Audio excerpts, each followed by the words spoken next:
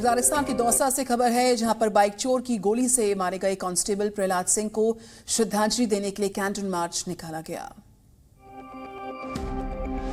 राजस्थान के दौसा में बाइक चोर की फायरिंग में जान गंवाने वाले कांस्टेबल प्रहलाद सिंह को श्रद्धांजलि देने के लिए कैंडल मार्च निकाला गया। कैंडल मार्च में सैकड़ों लोग मौजूद रहे।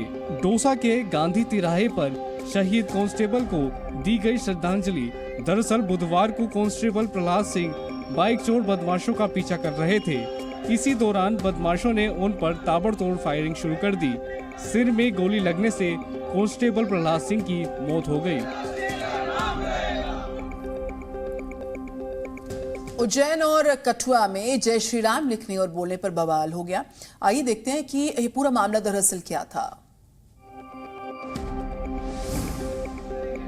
मध्य प्रदेश के उज्जैन में कथित तौर पर जय श्री राम लिखने पर एक कॉन्वेंट स्कूल के टीचर ने छात्र को थप्पड़ मार दिया। फिर क्या था, इलाके में जबरदस्त तनाव फैल गया। एबीवीपी कार्यकर्ताओं ने कॉर्मेल कॉन्वेंट स्कूल का घेराव करके नारेबाजी की। इतना ही नहीं, स्कूल के अंदर भाषण भी दिया गया। भारत माता की जय नेशनल एंथम के बाद क्यों नहीं होती?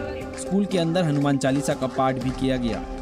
वहीं जम्मू के कठुआ में बोर्ड पर जय श्री राम लिखने पर छात्र की पिटाई का आरोप लगा है। और कुछ तस्वीरें ऐसी ही राजस्थान से भी सामने आई है। राजस्थान के चित्तौड़गढ़ में मौजूद मेवाड़ यूनिवर्सिटी में छात्रों के दो गुट आपस में भिड़ गए। आरोप है कि कश्मीरी छात्रों ने पत्थरबाजी की, जिसमें 2 छात्र घायल हो गए।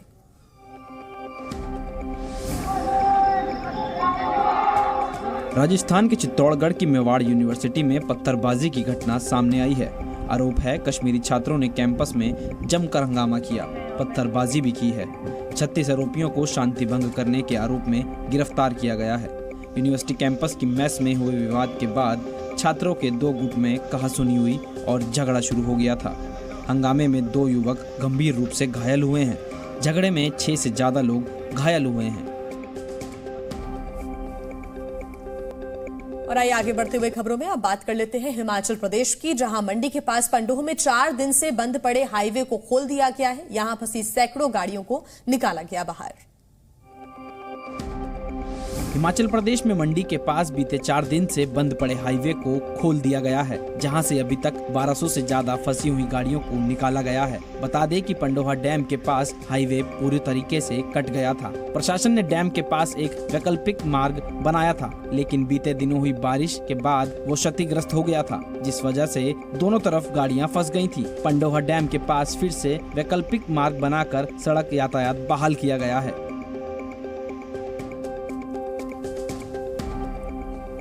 अभिनेत्री परिणीति चोपड़ा और आम आदमी पार्टी के सांसद राघव चड्ढा महाकाल के दरबार में पहुंचे कल, और दोनों ने मंत्रोच्चार के साथ यहां पूजा अर्चना की। देखिए तस्वीरें। फिल्म अभिनेत्री परिणीति चोपड़ा और राज्यसभा सांसद राघव चड्ढा ने शनिवार को उज्जैन के महाकाल मंदिर में पूजा की। दोनों ने करीब आधा घंटे पूजा अर्चना की। इसके बाद जय महाकाल के जयकारे भी लगाए। हालांकि इस दौरान दोनों ने मीडिया से दूरी भी बनाए रखी। राघव चड्ढा ने धोती और परिणीति चोपड़ा ने साड़ी पहनकर विधि विधान के साथ महाकाल की पूजा की। अगले महीने 25 सितंबर को दोनों विवाह करने जा रहे हैं। इसी साल 13 मई को दोनों ने सगाई की थी।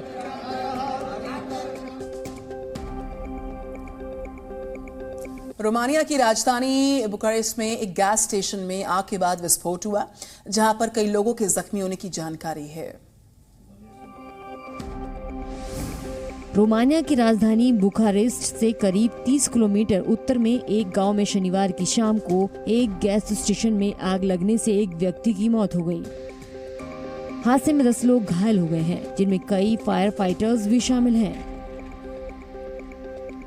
गैस स्टेशन के आसपास के घरों को खाली करा लिया गया है। साथ ही दर्जनों फायर फाइटर्स और एम्बुलेंस को मौके पर तैनात किया गया है। हेलीकॉप्टर के जरिए घायलों को बुखारेस्ट के अस्पतालों में पहुंचाया गया। बात हंगरी की, जहां एक अजीबोगरीब प्रतियोगिता का आयोजन किया गया, जिसमें पत्नी को कंधे पर उठाकर दौड़ना होता है, और इस बार लिथुआनिया के जोड़े ने इसे जीता है।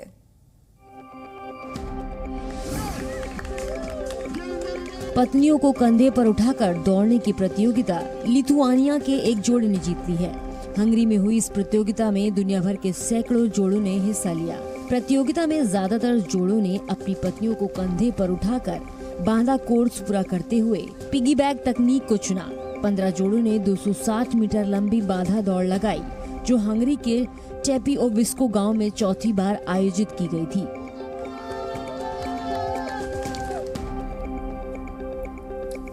समंदर में न्यूक्लियर प्लांट का पानी छोड़े जाने के बाद से जापान का विरोध होना शुरू हो गया। दक्षिण कोरिया की राजधानी सियोल में हजारों की संख्या में लोगों ने जापान के खिलाफ प्रदर्शन किया। न्यूक्लियर प्लांट के पानी को समुद्र में छोड़े जाने के बाद से जापान का विरोध होना शुरू हो गया है। दक्षिण कोरिया की राजधानी सियोल में हजारों में जापान का विरोध करने के लिए हजारों लोग जमा हुए। प्रदर्शनकारियों ने जापान सरकार से रेडियोएक्टिव पानी को प्रशांत महासागर में छोड़ने के बजाय टैंक में जमा करने की अपील की है। दरअसल जापान ने गुरुवार से रेडियोएक्टिव पानी समंदर में छोड़ना शुरू कर दिया है।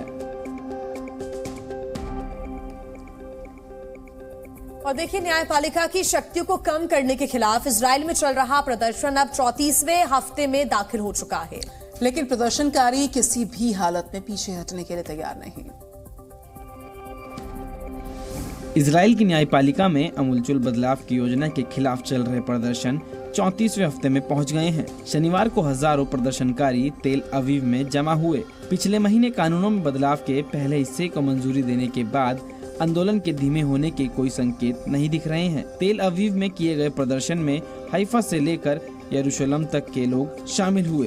प्रदर्शनकारियों का कहना है कि नेतन्याहू सरकार न्यायपालिका की क्षमता समिति करके देश को निरंकुश शासन की ओर धकेल रही है।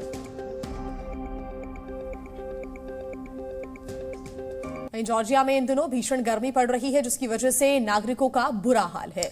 सड़कों पर रहने वाले जो आवारा जानवर हैं, उनका भी हाल बेहाल है। उन्हीं की मदद के लिए कई लोकल संस्थाएं अब आगे आई हैं। गर्मी ने जॉर्जिया में आम लोगों से लेकर जानवरों तक का बुरा हाल कर दिया है। जॉर्जिया की राजधानी में इन दिनों ऐसा नज़ारा आम है, जहां कुछ लोग आवारा जानवरों को खाना और पानी देते नजर आ रहे हैं। जानवरों की मदद करने वाले इन नागरिकों का कहना है कि देश में 5 लाख के करीब आवारा कुत्ते और बिल्लियां हैं, जिन्हें देखने वाला कोई नहीं है। ये जानवर खुद को जिंदा रखने के लिए संघर्ष कर रहे हैं। ऐसे में हम इनकी थोड़ी मदद कर रहे हैं। कोलंबिया में 1200 छोटे कछुओं का रेस्क्यू किया गया है और उसके बाद सभी को नदी में छोड़ दिया गया। कोलंबिया में मेट्रा नदी के तट पर वे छोटे छोटे टर्टल यानी कछुओं के बच्चे प्लास्टिक के टबों में मुक्त होने का इंतजार कर रहे हैं। 1200 कछुओं के बच्चों की रिहाई की एक परियोजना के अंतिम चरण का प्रतीक है। इससे पहले 3150 कछुओं को दक्षिण अमेरिका की सबसे लंबी नदियों में से एक ओरिनोको की एक सहायक नदी में छोड़ दिया गया था। इस परियोजना का मकसद है मीठे पानी के कछुओं को अवैध व्यापार और शिकारियों से बचाना।